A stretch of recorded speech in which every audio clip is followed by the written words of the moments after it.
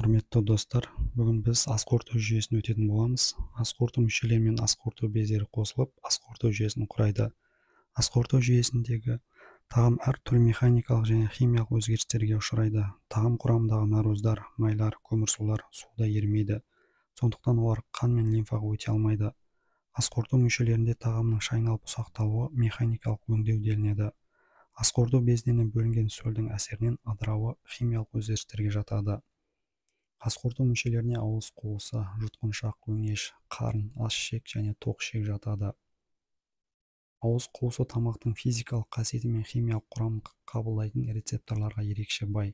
Бұл рецепторлардың қоздырылуынан пайда болатын серпіндер тек ауыз қуысындағы ас қорытуды реттеп қана қоймай, сонымен қатар ас қорыту жүйесінің төменгі бөліктерінің қызметтеріне де әсер етеді. Ауыз қуысында тамақ ұнтақталады және сілекеймен жібітіледі.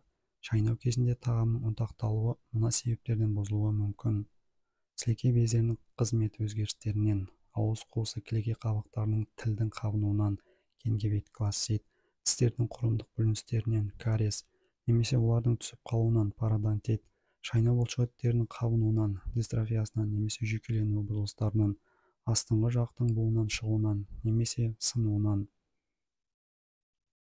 Ауыз қуысында шамамен 100-ден астам әртүрлі микроорганизмдер бар.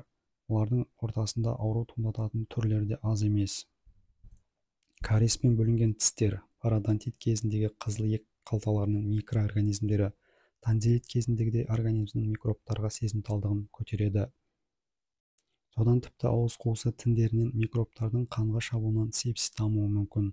Сонымен қатар ауыз қуысына сілекеймен және қаннан шыққан лейкоциттерден босаған көптеген қорғаныстық заттар түседі. Олардың арасында бактерияларға қарсы ферменттер, лизоцим, РНКаза, ДНКаза, пероксидаза тағы басқа болады. Сілекейдің сөлденістік иммундық глобулиндері де қорғаныстық қызмет атқарады. Ауыз қуысына минутына 250 мыңға дейін лейкоциттер, негізінен нейтрофильдер, қан тамырларынан шығады. Олар қызыл иек қалталарында орналасады.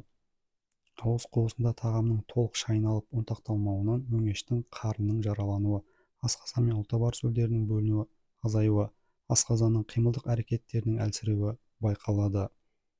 Ұнтақталмаған тағамның кесек бөлшектері асқазанда тез ыдыратылмай, ұзақ сақталып қалады және оның шырышты қабығының бүліністерін туындатады. Осының салдарынан асқазанда ойық жаралар мен эрозиялар пайда болуы мүмкін.